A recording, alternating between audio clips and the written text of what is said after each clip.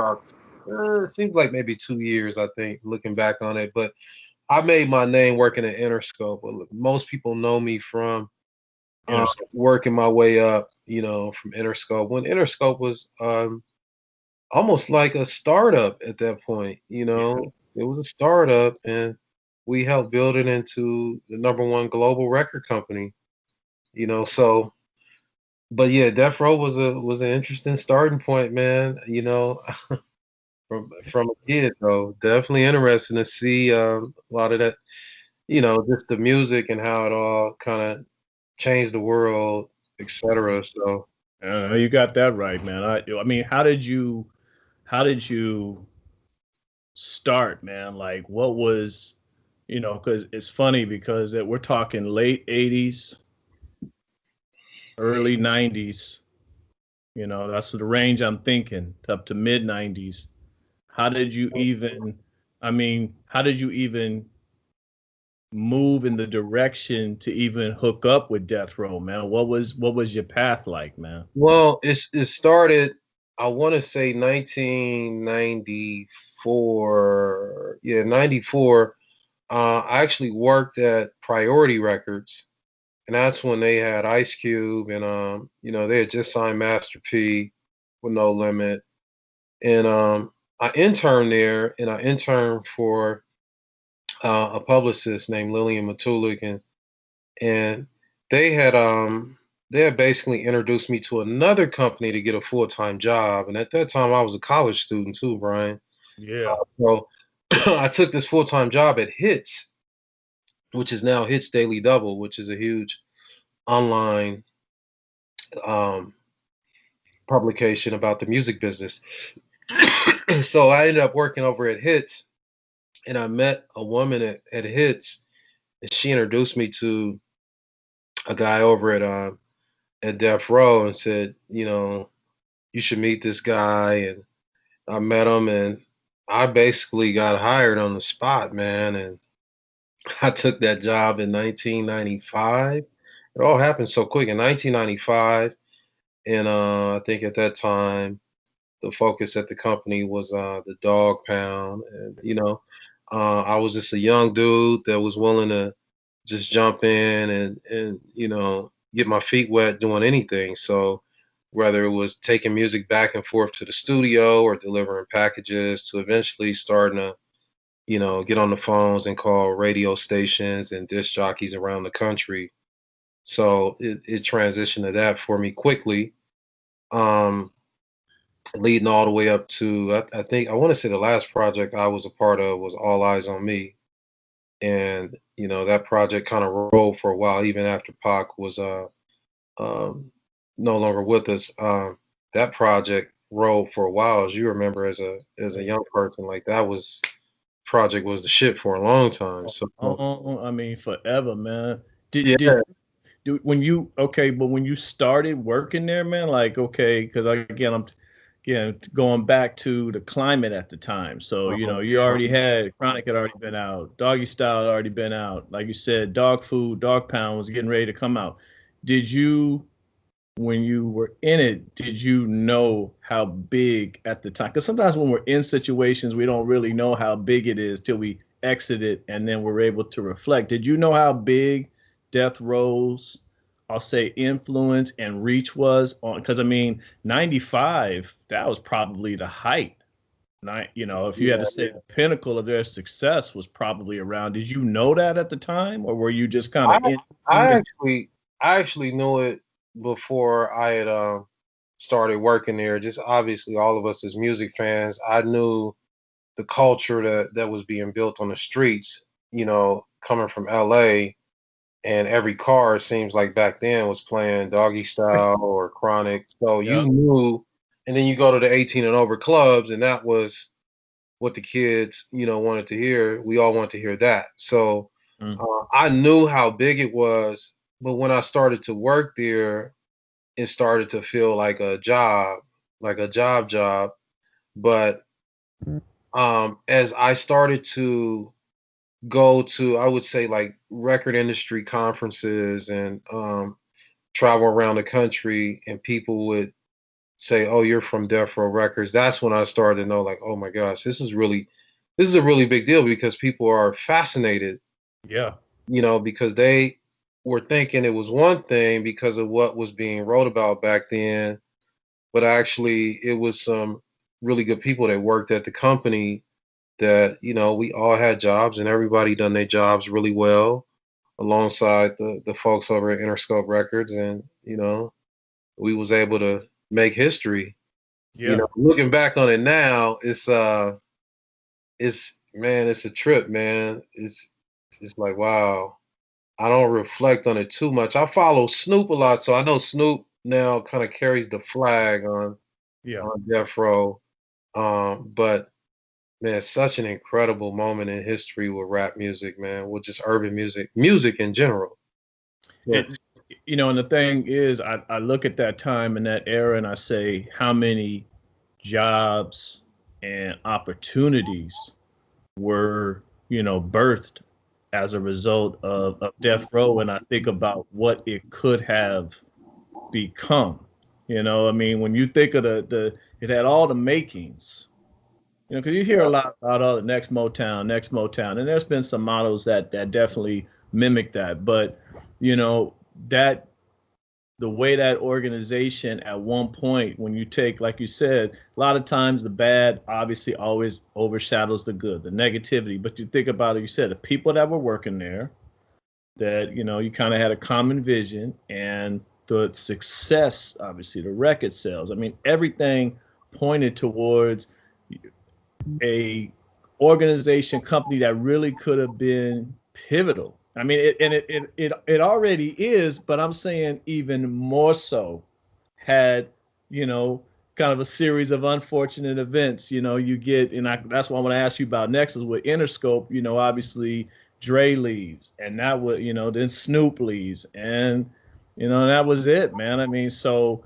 it was, when you look back, you reflect, you said, man, I could have been something. But I mean, what was the did you leave for Interscope at the, like, what made you No, do what happened with me, like once I started to, Death Row was one thing I can say about Suge Knight and Dr. Dre. They provided a platform for a lot of us to, just springboard into all these different things, because before I worked there, I didn't have a name in the music business, and working there allowed me to create a name and learn the business and be a part of incredible fucking records. yeah So when I left there, before I could even leave, I had companies calling, offering me jobs.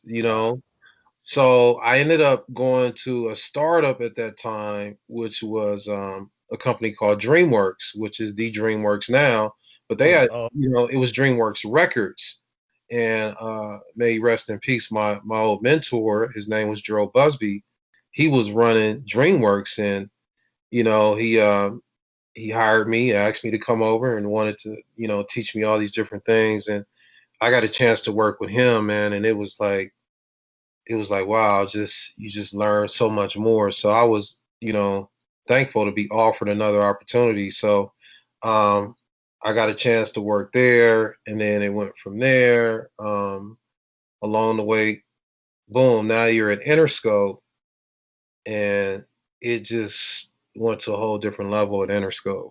yeah It went to a whole, and, because now, I mean, Interscope was kind of coming into, I think we came in 98 or something like that. I could be off a year, but Interscope was coming into its own of like taking over the streets, as well as I would say what was built as the crossover culture of, music being colorless, and yeah you're having pop artists doing urban records and urban artists doing, like, is that was something that Jimmy Iovine, in my opinion, was the architect on, making music colorless and helping create that lifestyle, bringing brands to music and all those things. So I got a chance to be a part of that, and that has forever shaped me as an executive to,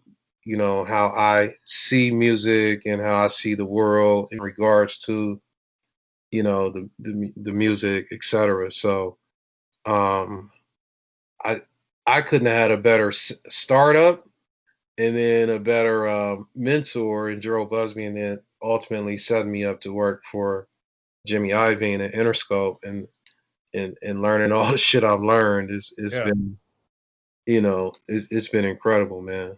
Do you feel like, I mean, I always think of Jimmy as obviously being, a opportunist, but I mean, supremely influential in the hip hop industry, man. His ability to see Dre and be able to take Interscope, because at the time, like I say, Interscope was kind of relatively not unknown, but they weren't the giant that they became, at the time. So, in terms of what they were able to do, Jimmy has to be credited as a visionary, man. And then, like you said, he had these different pop acts. And I remember, man, what was it, late '90s, when he had No Doubt, which was an up and coming group, and then he pairs Gwen Stefani with Eve on that Dre track, Blow where your mind, yeah. and it's funny because that ended up being, I mean, I think still that's like Gwen Stefani, or No Doubt, and or Gwen Stefani. That's her highest selling record, or it's her second highest selling record, is a hip hop joint. That's not even really Yeah, on yeah, her album. So it's like yeah. he was definitely, I think you have to credit him as a visionary. But I mean, what was something that you would say people don't know about Jimmy, man? I think I think like you know, with the history of successful record guys, they were more you know, I would say coming before Jimmy, they were more hands on with, you know, being in the studio and basically helping craft records, etc. You know, being more of a technician.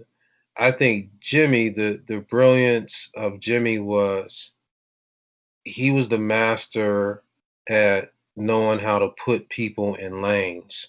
Mhm. So, and then he would give you the resources and he would stand back and allow you to do your job. So, rather if he would find Eminem, and instead of just putting Eminem through our Interscope channel back then and just, you know, letting him make his own records and, you know, seeing what we had, he decided to pair him with Dr. Dre, and we all knew what Dre meant to the culture of hip hop back then, and it just birthed what Eminem became. And you know, he was brilliant at finding these producers and then finding artists and allowing the artist to pair up with the producer and then put the artist out through the producer's pipeline, which was their sub label, and help these young guys build out their record labels, whether it's Rough Riders, whether it's Shady Records, whether it's G Unit, or I mean, the list goes on and on. So I believe he was brilliant at that, and that's kind of what you see now with that is what you see now with record companies.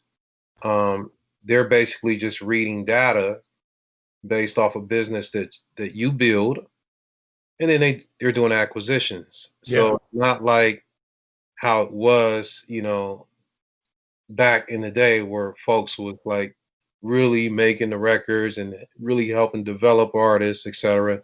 That's not happening at record companies. It's more of a acquisition business, and you know these people are there to just make sure that they give you the tools and the resources. And you still need record companies for, I would say, developing artists that want mainstream worldwide success, because record companies have the best relationships with television and radio and all the traditional drivers.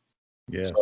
you still need record companies, but they're also like if you're an independent artist, and you know, as you know, Brian, some artists can build a great business being a marginal independent artist, right? Yeah. Regardless of the genre. And it may not be smart for you to go to a record company because your music may not lend itself to radio, or you know, some of the other drivers that they have in house at a record company. So um, I think going back to Iveen was in the forefront of that. So he allowed on the producer and the artist side for folks to do their job, and it was the same with us as senior executives. He gave you the tools for you to do your job, Mm-hmm. and it was a very results driven company. And Yeah. I took that with me to just know, how to, how to move going forward, So yeah. When you were, so I mean, your time again, Death Row, Interscope, when Hmm. you decided to transition out of that, what was the impetus behind that, man, for you to say move on to other things? Well, when at Interscope, we had got so successful um around, I want to say eight, something like that, oh 08. Interscope was the number one company, and it just became, um, I want to try something new because I felt like I was really great at my job with identifying records, trends, etc. Um, and Jimmy allowing you to do your job and do it well. But I was in a box as a marketer, and I had all these ideas, and I wanted to actually sign artists and develop them myself, and then actually um, execute on the marketing of the artist, so and help them build a career. So I got a company to see that vision, which was Warner Brothers at that time, and they allowed me and another guy to bring Wiz Khalifa into the company when Wiz, I want to say, was 18 or something like that. And we worked on him. But at that time at Warner Brothers, it was just the fit was not right. And that was a mistake I made with I thought it was sometimes you think the grass is greener because Yeah. someone is saying, "Hey, I'll allow you to do this and that, all these things you want to do." And we actually got there and realized that the grass was not greener, and the fit was not right. And actually, when you're doing certain styles of music, the culture in these buildings have to be right. So the culture of cool and all those different things. And at that time, it did not exist at Warner. It was more kind of stiff and corporate. Um, so it didn't. It was some incredible artists at Warner at that time, and we just couldn't figure out how to get those guys rolling. But so I stayed there. I had a cup of coffee there. When it didn't work out with Wiz Khalifa, like I just knew like this wasn't the right fit, and um, I decided I was like, well, I don't want to work at a record company anymore. I want to build my own company. So I went through so many trials and tribulations doing that. I mean, um, I helped discover these kids, the Cali Swag District. I want to say maybe a year after I left Warner, or 2 years or something. Um, and then I had done that deal with Capitol. We had a lot of success in the song, and then one of the kids passed away, and another one got sick, and it was just such an unfortunate situation because these kids was on the brink of doing something really special. Yeah, that was the Your Jerk and the, Yeah, that was around that time. yeah, I was gonna say That Cali was around Swag that, District. yeah, Yeah, that was they okay. had that Dougie record, so we Yeah. we we sold a couple million singles on that, and the guys got to tour the world, and it was really great to see that happen based off of um, a, a viral sensation that kind of exploded off of YouTube.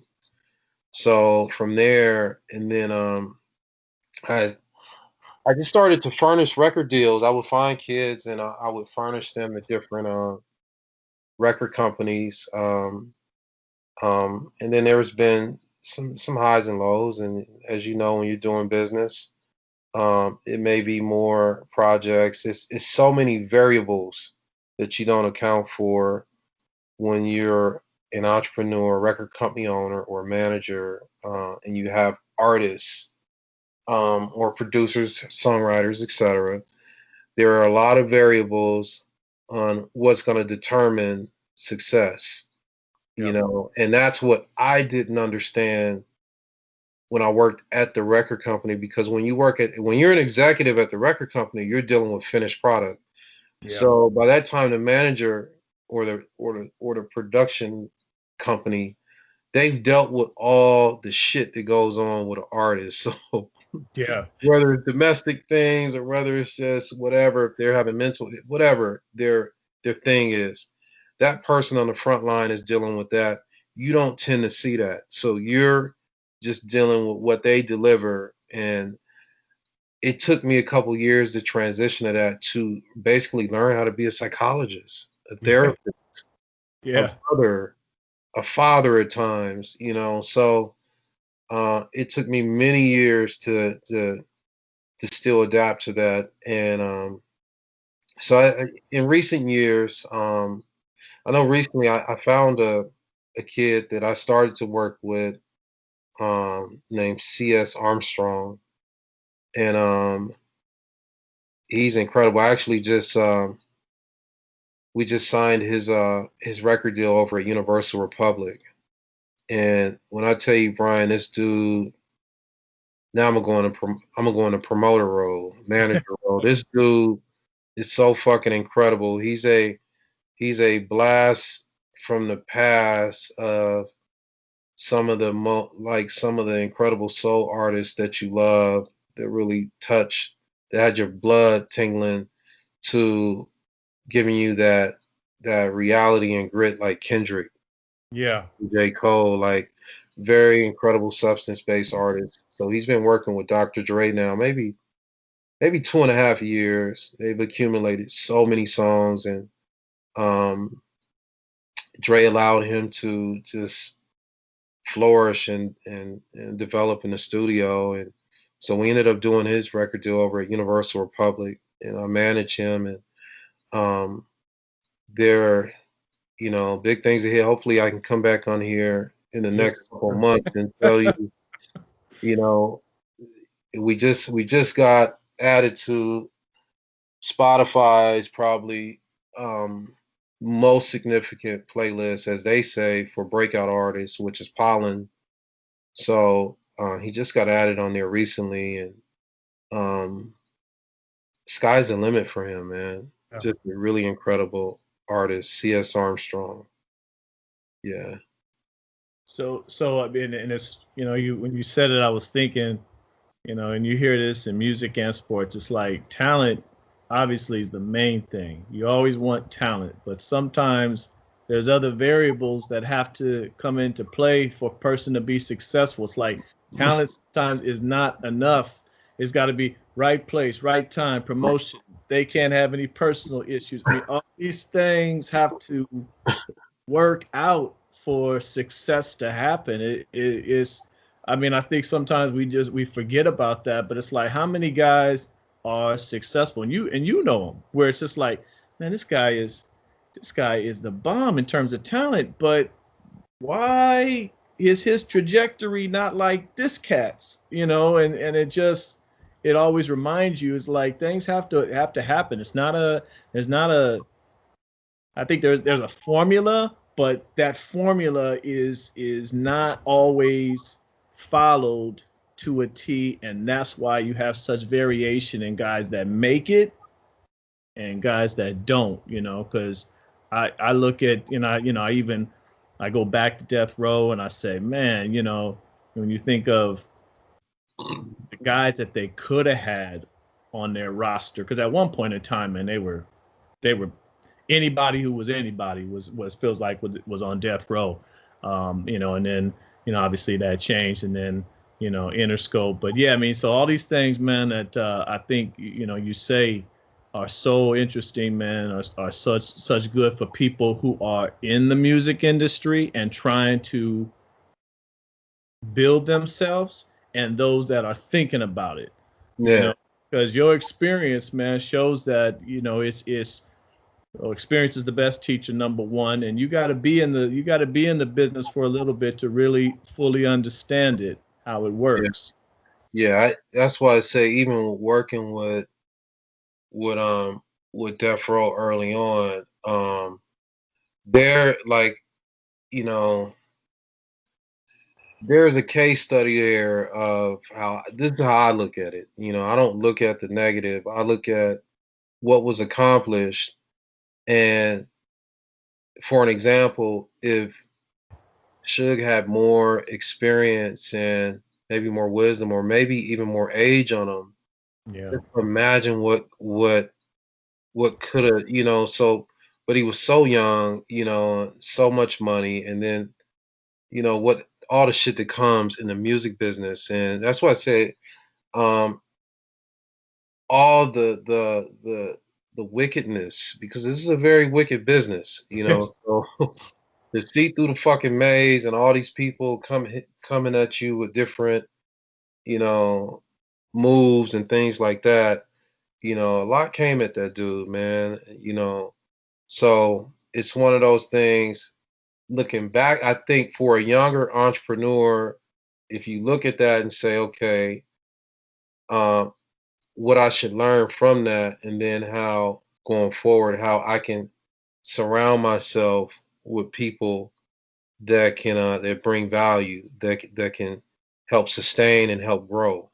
So that's one of those things I kind of look at when I get when I really like put a lot of thought into looking back on that, like because I wasn't privy to his business discussions and I was a kid, so but I just think back, like this dude was 29, maybe 30 or something, one of those numbers, like with all that coming at you, so you're managing these artists, you have them signed to you, you're managing their lifestyle, their everyday, making sure folks, then you're managing your people, your Right. staff, and so it's a lot.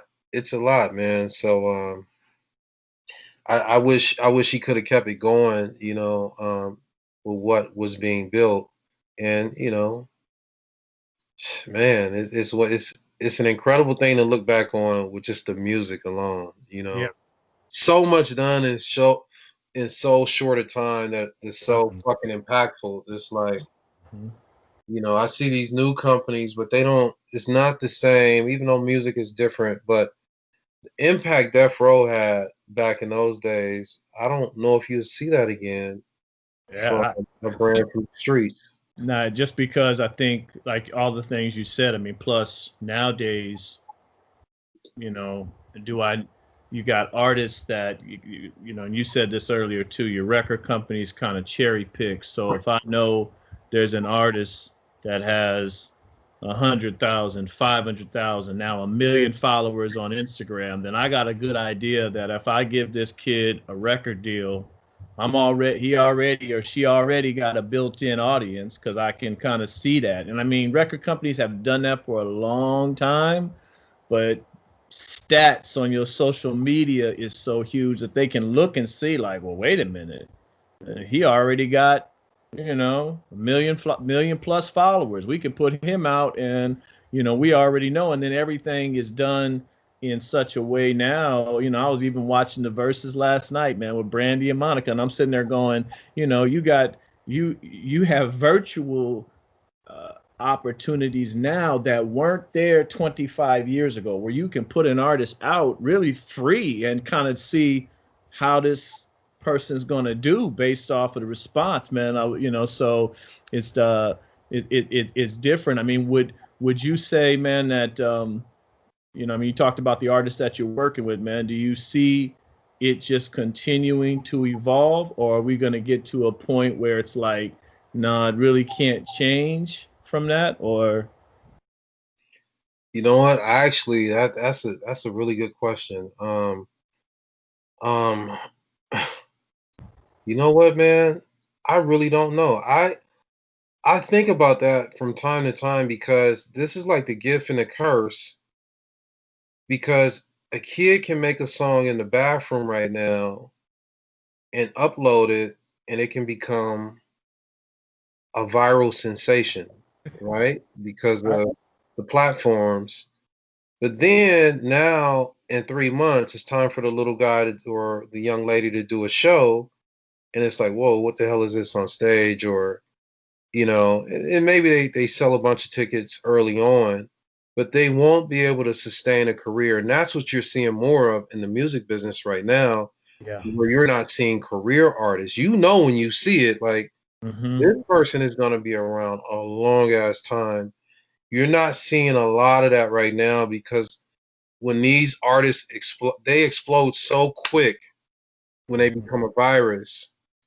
As you look at the history of artists that we grew up on, man, these artists may have grinded for 10 years before they caught a record. Touring and Yeah. touring, performing at town, whatever their thing was. Mm-hmm. So they were so ready to once they got the record and the record actually performed, and then when they went out, their show was fucking dynamite, Yeah. and that's what made you love them and always want to come see them over and over and over. I don't know. This is where it gets a little weird now with the new model that's going on. Because there will be artists, and there is artists with great shows, and the record may tend to catch up to them. And I actually think that's the best. It's like I tell my artists, CS Chauncey is like, bro, the record, that one record will catch up to us, but as long as you continue to build your essence of who you are, Mm-hmm. you get what I'm saying? To continue to work on your show and the fiber of your music and all those things, um, and the art of the shit. Like the song will catch up, but you don't want the song to be so far in front of you to be you're just defined by the fucking song. Right. So, and Yeah. that's where I think we're seeing more of that right now. Mm-hmm. Um, I always love when I just see kids that grind and grind, and you look up and it's like, damn, they've been at it 7 years, and you just now, and they're so ready when the success starts to come. Like they're so ready for it. So I think, you know, as a record company owner, I think the best way is to look for kids that somehow build up a small book of business, like build up their like incubate their whole thing, their following, and then you can add your resources in, and then you guys just make it big as possible, you know.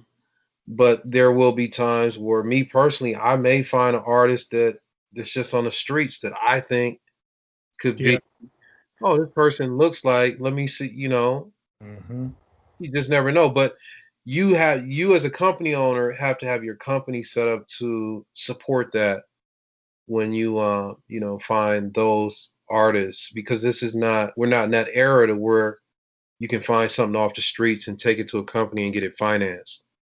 So in order to go to a major record company and get it financed, you got to have the book of business on the artist, which is the data. Mm-hmm. So um, it's going to be interesting going forward, man. I don't know if I answered your question.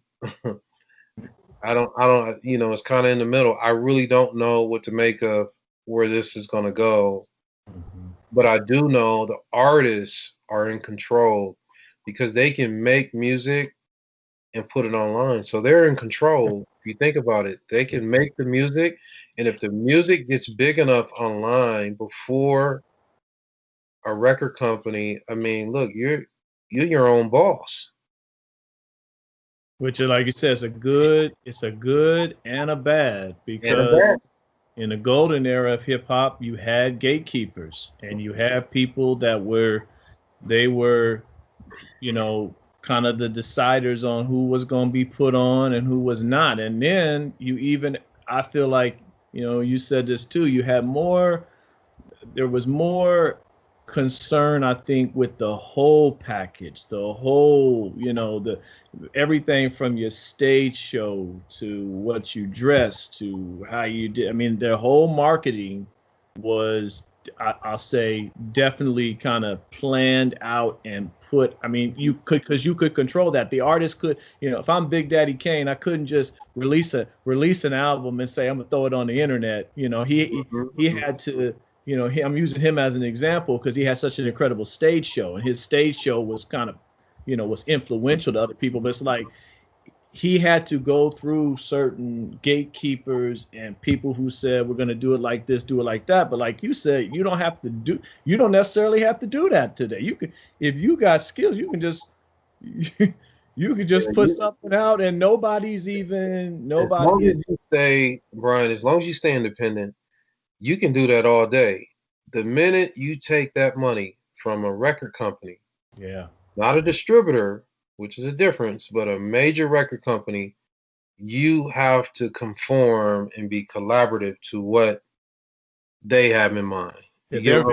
So they're there to help also too for quality control and expertise and things like that. But the whole goal now for these young kids is, you have the power of making these songs, making these records to raise up enough money to where you can go and get studio equipment or rent a studio, however you want to do it, do your artwork, find videographers, photographers, get your whole creative thing going, and then put music up and keep putting music up and see what works. Okay, this style may work over here. I'm gonna try this more of, and that's powerful because once it catches on, then you're able to basically become a young businesswoman or a businessman and learn how to run a business and, know what a net 45 means and how to pay the vendors and how to do your taxes and how to deal with lawyers and accountants. So I think it's a great thing in that because, when I was younger in the business, a lot of artists were ignorant. They didn't know anything about their business because they depended so much on a manager or a sub label, and then they look up and then you see these TV shows like Unsung, and it's oh goddamn, it's a million artists like that. And it's the same story. Oh, yeah, I only like watching Unsung and look at the footage, the concept. No, but it's funny. It's like you always find it's like the same story happens over and over. And unfortunately, R&B industry too. I mean, it's the music industry period. But it's like you make bad decisions or you get taken advantage of by the vultures. Hold on real quick, Brian. Hold on. Okay. With my phone. Hold on.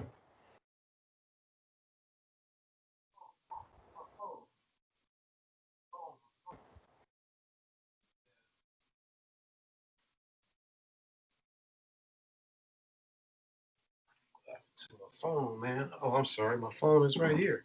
Oh. My phone is right here. I'm sorry.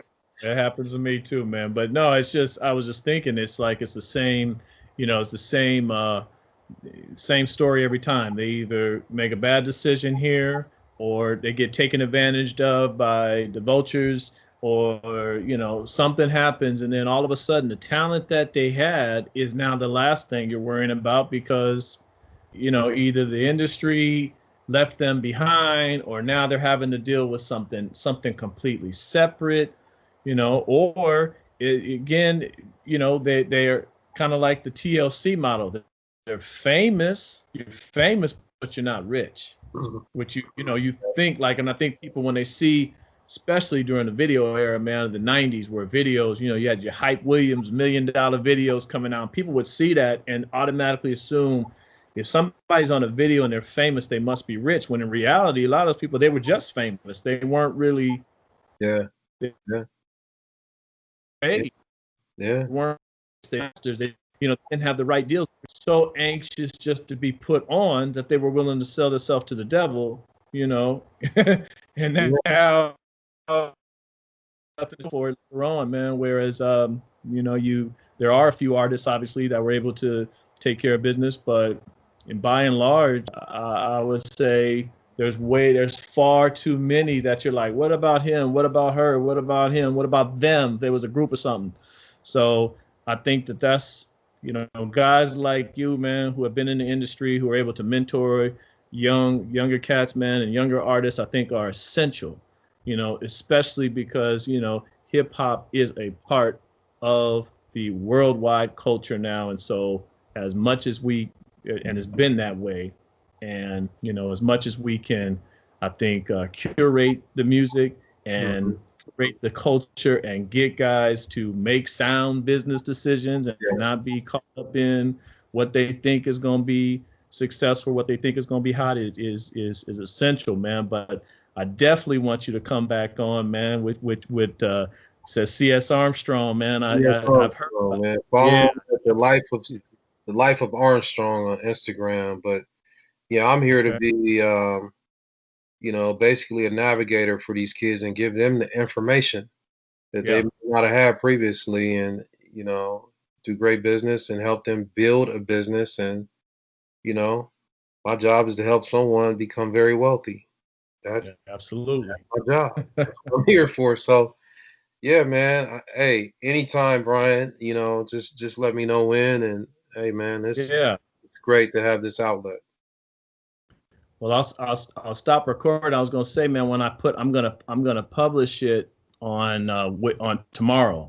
Okay. And I'll put a clip on my IG page of the Skype, like a minute, just to give people like a, kind of whet the appetite, man. Then I'll publish the whole episode on my podcast. So I'll send you the link once I publish it, man. But no, bro, I definitely want you when he drops his joint or whatever, man. I definitely want you to come back, man. And no doubt.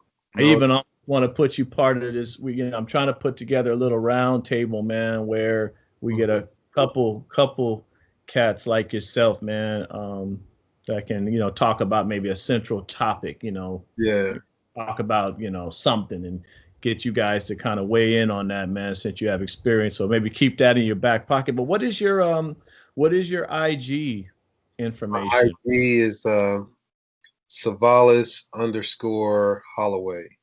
Okay, because I'm gonna tag you when I publish it, man. So I'll send you the link, and then I'll tag you when I. Yeah, man, we'll be in contact, bro. I'm glad I got your information now, man, and hopefully, like I said, once all this is over, or maybe even at the track meets, man, whenever those come up, I'll see you in person. We'll be able to chat up. So, but I appreciate your time, man. And like I said, I'll send you that link probably later on this evening. Okay. And then I'll tag you in the post, man. And then we'll talk soon. Okay, all good. Thank you for having me, Brian. All right, man. Talk to you later. Okay, bro. Bye.